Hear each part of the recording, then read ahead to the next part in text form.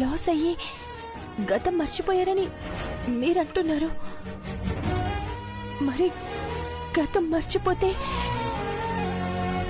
ముక్కు మొహం తెలియని నన్నెలా గుర్తుపట్టారు? అసలు ఆ సార్కి నా పేరెలా తెలుసు? మీ భర్త కళ్ళు కారణంగా తెలుసు.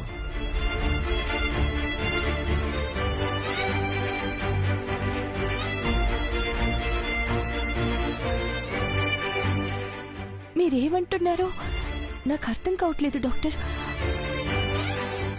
నా భర్త కళ్ళ కారణంగా నేను తెలియడం ఏంటి? మానవ శరీరంలో ఒక్క మెదడుకు తప్ప ఏ అవయవానికి జ్ఞాపక శక్తి లేదు. కానీ కొన్ని సందర్భాల్లో కళ్ళకి జ్ఞాపక శక్తిని స్టోర్ చేసుకునే పవర్ ఉంటుంది. దీన్నే రిటైనింగ్ పవర్ అంటారు. కళ్ళు కొన్ని జ్ఞాపకాలని అలాగే నిలుపుకుంటాయి. దీన్ని మెమొరీ రిటెన్షన్ అంటారు.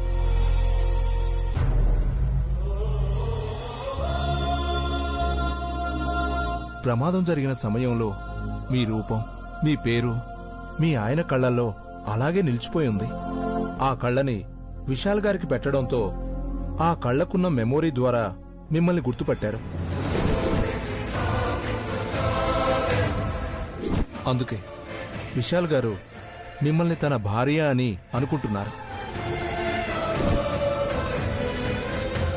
ప్రస్తుతం ఖాళీగా ఉన్న విశాల్ గారి బ్రెయిన్లో మీరే భార్య అనే ఆలోచన నిలిచిపోయింది.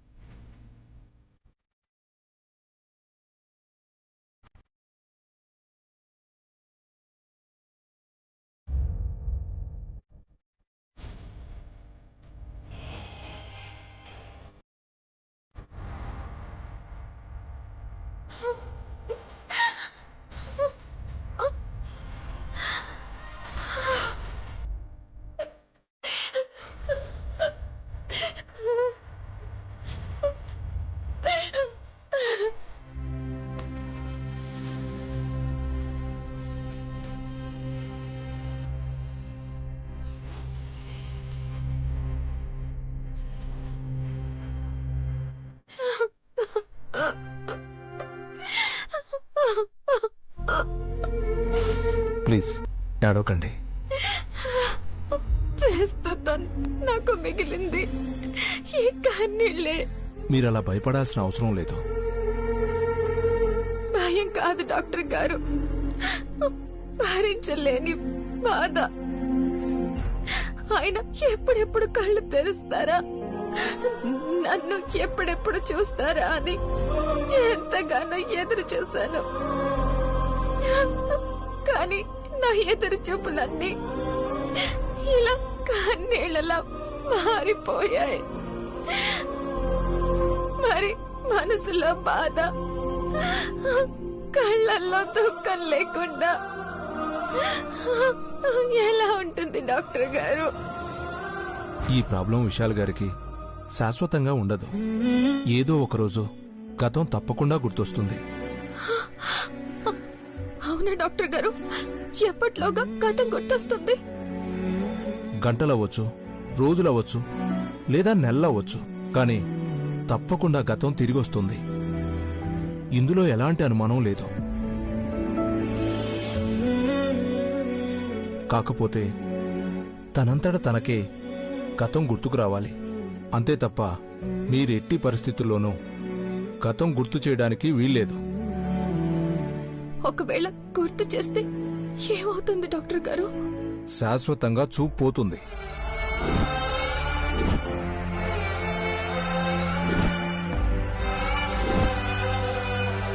కళ్లల్లో ఉన్న మెమరీ కారణంగా విశాల్ గారు ఆవిడ్ని భార్య అనుకుంటున్నారు. ఆవిడ కాదు, మీరు అసలు భార్య అని చెప్తే కన్ఫ్యూజన్లో అతను టెన్షన్ అవుతాడు. ఆ టెన్షన్ వల్ల కంటి నరాలు చిట్లిపోతాయి. దాంతో ఇక ఎప్పటికీ చూపు రాదు.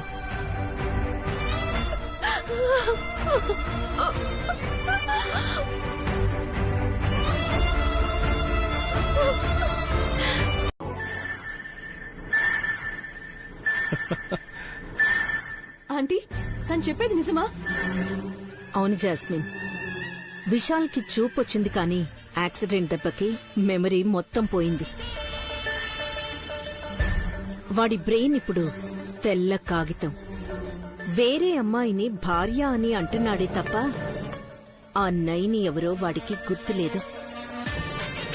నైని తాలూకు జ్ఞాపకం ఒక్కటి కూడా వాడి మైండ్లో లేదు. ఆంటీ ఈ విషయం మీరు చెప్తుంటేనే ఇంత హ్యాపీగా ఉంది. అలాంటిది నైనిని విశాల్ గుర్తుపట్టకుండా ఉండటాన్ని కళ్ళారా చూస్తే ఇంకెంత హ్యాపీగా ఉండేదాన్నో. ఆంటీ నైని మీద ప్రతీకారం తీర్చుకోవడానికి ఆ దేవుడు నాకు ఒక్క ఆయుధం ఇచ్చాడనుకున్నాను, కానీ బ్రహ్మాస్త్రం లాంటి 2 ఆయుధాలిచ్చాడా ఆంటీ? 2 ఆయుధాలేంటి జాస్మిన్ పాపా? విశాల్కి జీవితాంతం చూపు రాకపోతే భర్తని చూసి నయన్ని నరకం అనుభవిస్తుంది. దాని అవకాశంగా తీసుకుని నయనితో ఒక ఆట ఆడుకోవాలనుకున్నాను.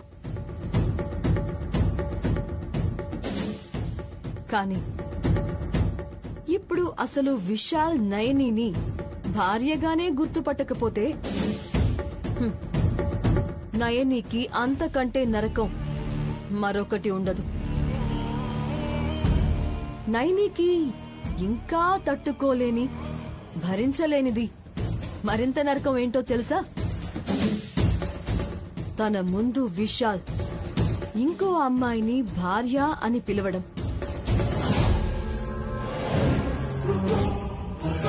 జనరల్ గా భర్త వేరే అమ్మాయితో మాట్లాడితేనే భార్యలు ఓర్చుకోలేరు.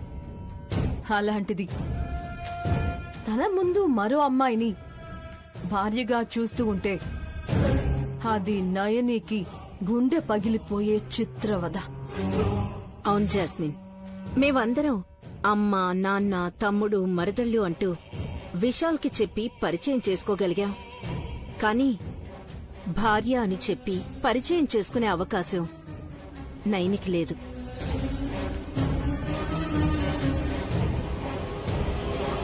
విశాల్ ఆ ధరణినే తాళి కట్టిన భార్య అని తనతో చనువుగా ఉన్నాడే అనుకో, అది చూసి నైని మానసికంగా చచ్చిపోతుంది.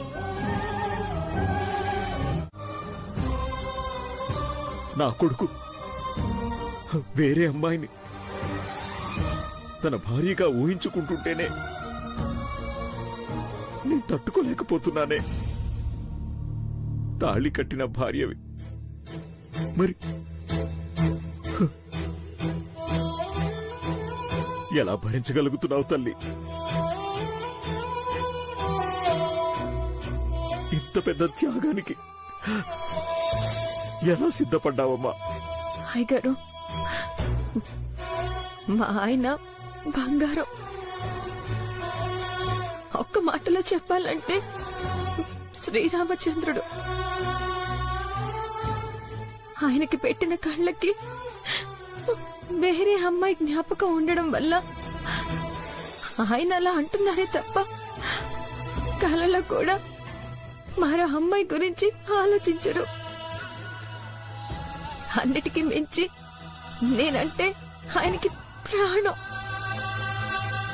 మరి ఈ విషయంలో నేనెందుకు బాధపడతాను చెప్పండి? లేదమ్మా, ఈరోజు ఈ పరిస్థితులన్నీ రావడానికి ఒక రకంగా కారణం నేనే.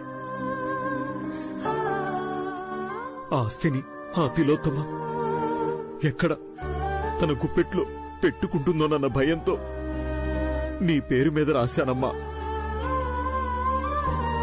దివ్య దృష్టి ఉన్న నువ్వు మాత్రమే విశాల్కి రక్షణగా ఉండగలవని, ఆ తిలోత్తమ కుట్రకి నా కొడుకు బలి కాకుండా కాపాడుతావని నా కొడుకుతో నీ పెళ్లి జరిపించాను. ఎదుటి వాళ్ల భవిష్యత్తును చూసే నీకున్న వారం ఈరోజు నీ భవిష్యత్తుకి ఇలా శాపంగా మారుతుందని అనుకోలేదమ్మా.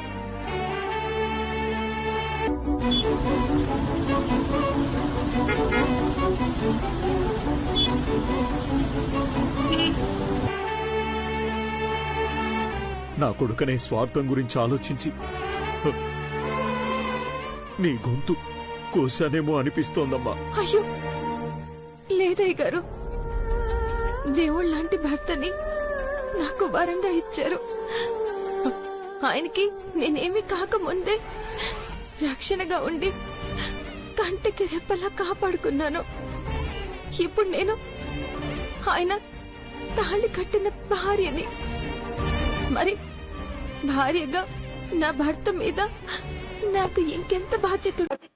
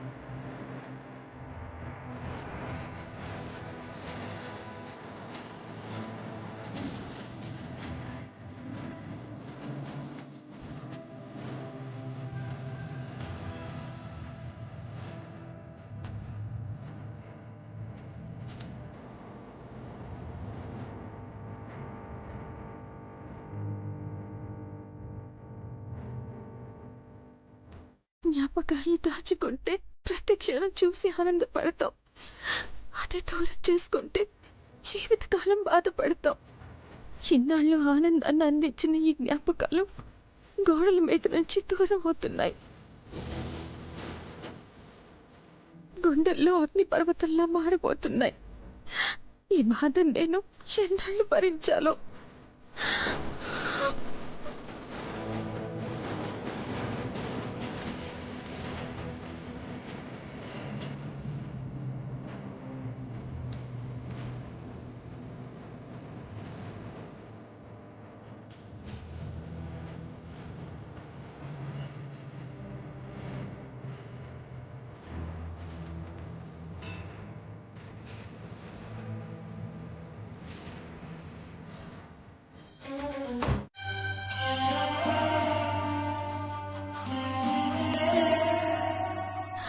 అయ్యో, కళ్ళలో నీళ్ళేంటమ్మగారు? బాబుగారికి చూపొచ్చింది. ఇక ఎలాంటి సమస్య లేదు. మరి మీరెందుకు బాధపడుతున్నారు? నా కోడలి గురించి. అమ్మగారు, నా కొడుకు మళ్ళీ ఈ ప్రపంచాన్ని చూస్తున్నందుకు ఆనందపడాను, లేదంటే ఆ ప్రపంచంలో నా కోడలు లేనందుకు బాధపడాను. నాకు అర్థం కావడం లేదమ్మా. మీ ఇద్దరికి ఒకరంటే ఒకరికి ప్రాణం. ఒకరిని విడిచిపెట్టి మరొకరు ఒక్క క్షణం కూడా ఉండలేనంత అన్యోన్యంగా ఉంటున్నారు. ప్రాణాలు వేరైనా ఒకే ఊపిరిగా బతుకుతున్నారు.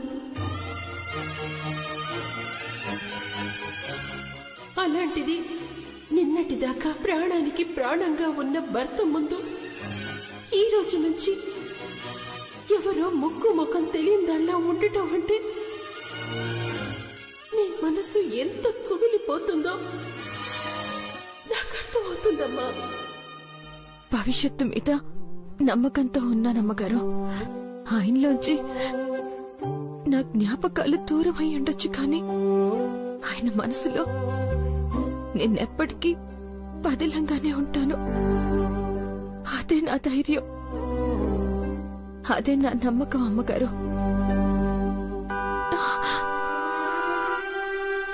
అమ్మగారు, బాబుగారు వాళ్ళు వచ్చేసినట్టున్నారు. దిష్టి తీయాలి.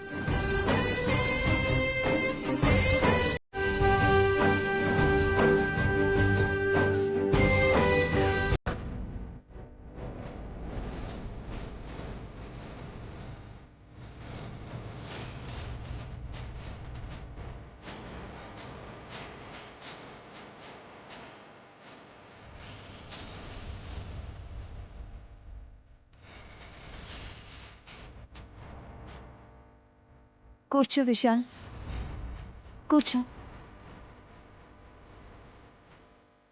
విశాల్, నువ్వు హాయిగా రెస్ట్ తీసుకో. నైని ప్రతి క్షణం నిన్ను కంటికి రెప్పలా చూసుకుంటుంది. నీకు టైంకి టాబ్లెట్ల దగ్గర నుంచి భోజనాల వరకు అన్నీ తనే దగ్గరుండి చూసుకుంటుంది. నీకు ఏం అవసరం వచ్చినా నైని అడుగు, సరేనా? నా భార్య రేపు వచ్చేంత వరకే కదా తను నన్ను చూసుకునేది. ఇద్దరు ఒక్కరే కదా.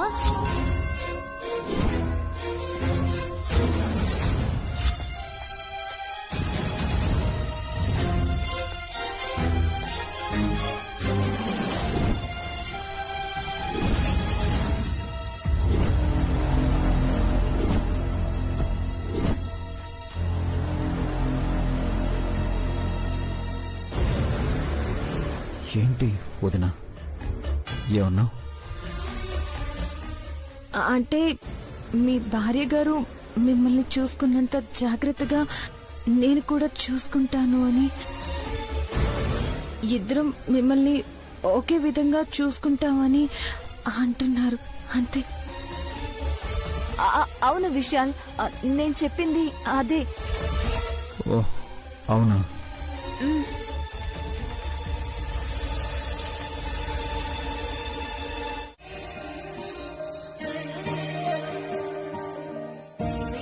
బాబుగారు, పాలు తీసుకోండి. నైని, కొత్త మొబైల్ తీసుకున్నాను కదా, మన ఫోటో వాల్ పేపర్ గా పెట్టాలి. సెల్ఫీ తీసుకున్నావరా? రా రా రా. బాబుగారు, నా ఫోటో ఎందుకు? ఆ విశాలాక్షమ్మ వారి ఫోటో పెట్టుకుంటే చూసినప్పుడల్లా మనసుకి హాయిగా ప్రశాంతంగా ఉంటుంది కదా. అందుకే కదా నా దేవత ఫోటోని మొబైల్లో పెట్టుకోవాలని డిసైడ్ అయ్యాను. అంటే అన్నానంటారు కానీ నన్నెప్పుడు చూస్తూనే ఉంటారు కదా బాబుగారు. మరి నా ఫోటోని ఫోన్లో పెట్టుకుని ప్రత్యేకంగా చూడాలా చెప్పండి? మన మనసు ఎవరి ప్రేమతో అయితే నిండిపోయి ఉంటుందో వాళ్ళని ప్రతి క్షణం చూడాలని మనసు ఒకటే ఆరాట పడుతుంది. ఆ క్షణం వాళ్ళని చూడకపోతే అదొక భరించరాని నరకంలా, గడిచే ప్రతి క్షణం ఒక యుగంలా గడుస్తుంది. నాకు అలాంటి నరకం అనిపించకూడదు అంటే నీ ఫోటో నా మొబైల్లో ఎప్పుడూ ఉండాలి. నైన్, అతిశయోక్తి అనిపించినా సరే ఒక్క మాట చెప్పనా? నిన్ను చూడకుండా ఉండడం అంటే ఊపిరి తీసుకోకుండా ఉండడమే.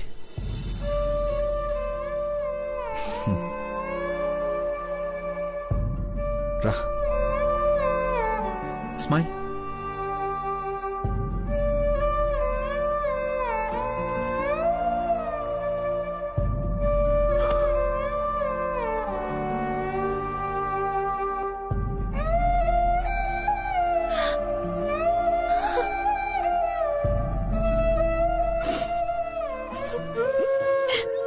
నన్ను చూడని క్షణం మీకొక నరకం అని చెప్పారు. కానీ నా జ్ఞాపకాలు మీ ప్రాణాల్ని ఎక్కడ ప్రమాదంలో పడేస్తాయోనని భయంగా ఉంది బాబుగారు.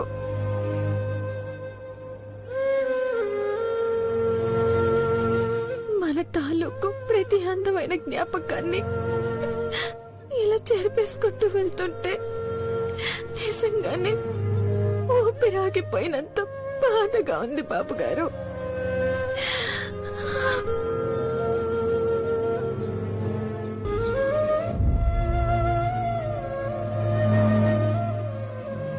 నేను బాబుగారు ఉన్న ఫోటోలు ఫోన్లో ఇంకేమైనా ఉన్నాయేమో.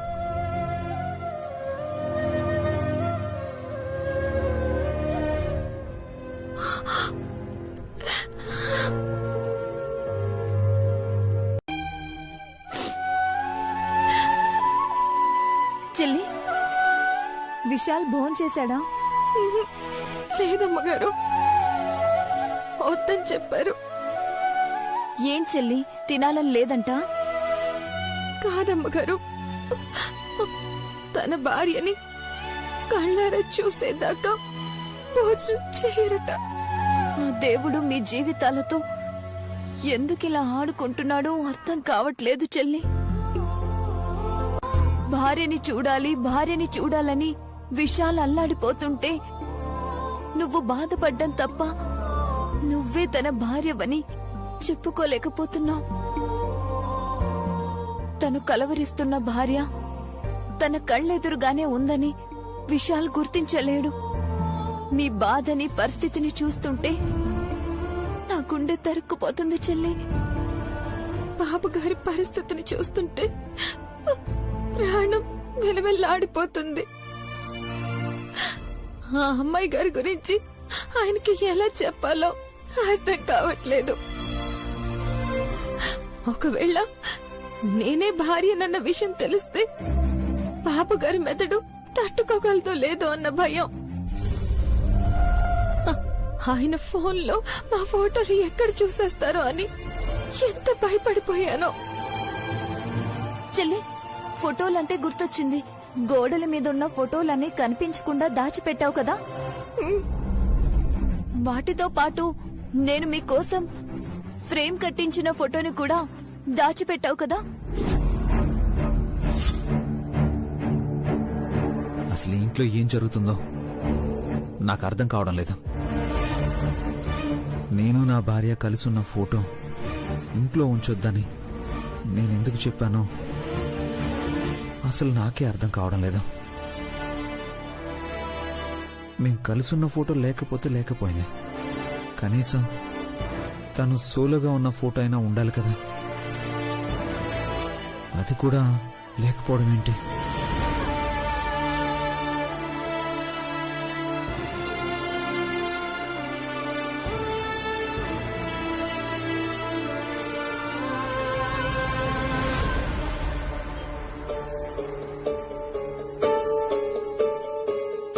మీరు ఫ్రేమ్ కట్టించిన ఫోటో ఏంటమ్మగారు? నీకు విశాల్ కి గిఫ్ట్ గా ఇద్దామని ఒక ఫోటో చేయించాను చెల్లి. ఈలోగా ఈ యాక్సిడెంట్ ఇదంతా జరిగింది. ఆ ఫోటోని మీ రూమ్ లోనే షెల్ఫ్ లో పెట్టాను. నువ్వెంత భ్రమల్లో బతుకుతున్నావో నిన్ను చూస్తుంటే జాలేస్తోంది. నీ భర్తకి నిన్ను బంధువుల అమ్మాయిగా పరిచయం చేశాను. ఓ వారం 10 రోజుల్లో వెళ్ళిపోతుందని కూడా చెప్పాను. అంటే నిన్ను తరిమేస్తానని కదా అర్థం? నేను కాదు, నువ్వు భ్రమల్లో బతుకుతున్నావు. నీ తల్లో జేజమ్ములు దిగొచ్చినా సరే అది జరగదు. ఒక్క ముక్కలో చెప్పాలంటే ఈ ఇంట్లోంచి నన్ను కాదు కదా, నా కాలుని కూడా నువ్వు కదిలించలేవు. అలాగే అనుకుంటూ ఉండు. సరిగ్గా వారం రోజుల్లో నిన్ను కన్నీళ్లతో సాగనంపుతాను. చెప్పాను కదా, అడుగు కూడా కదపలేవని. వాడికి గతం గుర్తొస్తుందన్న గ్యారెంటీ లేదు. నిన్ను పెళ్లాంగా గుర్తుపడతాడన్న ఆశ అంతకన్నా లేదు. మరి ఏంటే నీ మొండి ధైర్యం?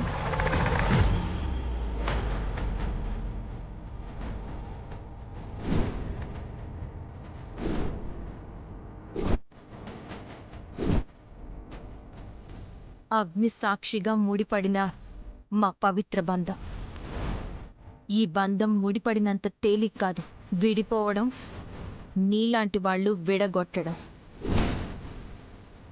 ఆయనకి గతం గుర్తు రావచ్చు, రాకపోవచ్చు, ఏదైనా జరగచ్చు.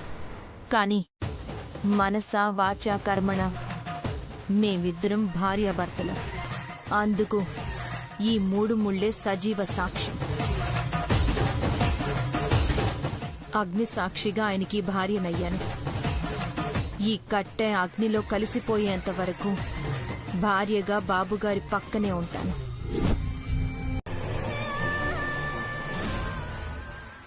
అది అసాధ్యం. వాళ్ళకు అలాంటి అవకాశం ఇవ్వనమ్మగారు. వాళ్ళు ఎలాంటి పథకాలు వేస్తారో, ఎలాంటి ప్రయత్నాలు చేస్తారో అన్నీ నాకు తెలుసు. ఇక నుంచి ఎంత జాగ్రత్తగా ఉంటానో అంతకంటే ఎక్కువగా అప్రమత్తంగా ఉంటానమ్మగారు. వాళ్ళ ప్రయత్నాన్ని తిప్పికొడతాను. వాళ్ళని ఎదుర్కోవడంతో పాటు నీ ముందు ఇంకో పెద్ద సవాలు ఉందమ్మా. ఏంటమ్మగారు అది? విశాల్కి గతం గుర్తుకు రావడం, అగ్ని సాక్షిగా 3 ముళ్ళు వేసి 7 అడుగులు నడిచింది నీతోనే అని విశాల్కి తెలియడం. అమ్మా, తాళి కట్టిన భర్త ముందు పరాయి వ్యక్తిలా ఉండాల్సి వచ్చినందుకు నువ్వు లోపల ఎంత కుమిలిపోతుంటావో నాకు అర్థమవుతుంది. ఎక్కువ రోజులు గడిస్తే ఆ బాధ నరకంగా మారుతుంది. అలాంటి నరకాన్ని భరించడం చాలా కష్టమమ్మా. అమ్మగారు, ఆయనకి త్వరలోనే గతం గుర్తొస్తుంది. నేనే ఆయన భార్యనన్న విషయాన్ని ఆయన తెలుసుకుంటారని నాకు బలమైన నమ్మకం వచ్చేసింది. నేను బాబుగారు అని పిలవగానే ఆయన మనసులో ఒక అలజడి మొదలైంది. బాబుగారు, బాబుగారు, బాబుగారు, బాబుగారు, బాబుగారు, బాబుగారు, బాబుగారు.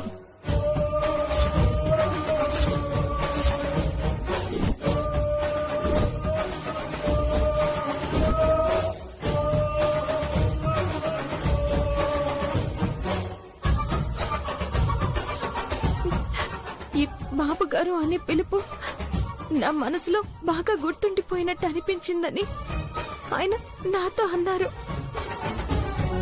ఈ బాబుగారు అనే పిలుపు నా మనసులో చాలా బలంగా నిలిచిపోయినట్టు అనిపిస్తుంది. అందుకే నువ్వు అలా బాబుగారు అని పిలుస్తుంటే నా మనసుకి ఏదో తెలియని అనుభూతి కలుగుతుంది.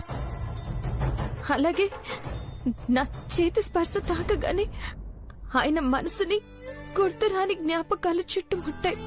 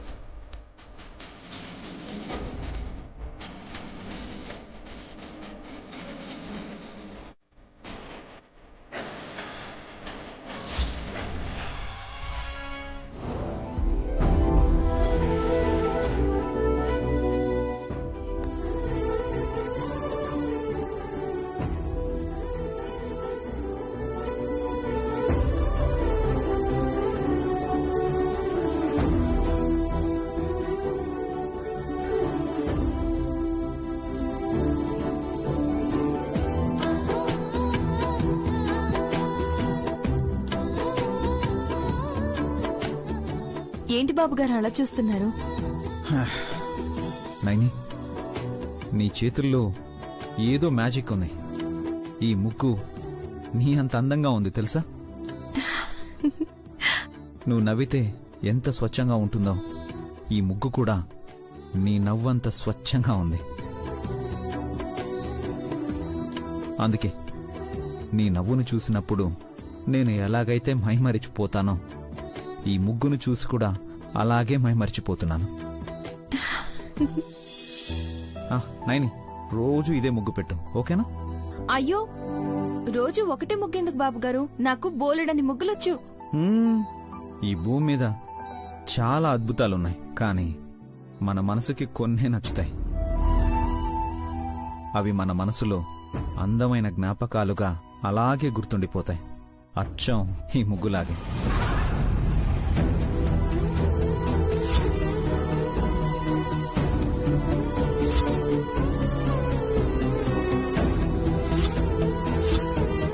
ఎస్, ఇది నాకు చాలా ఇష్టమైన ముగ్గు. నాకు తెలుసు ఈ ముగ్గుని నా భార్య వేసుంటుంది.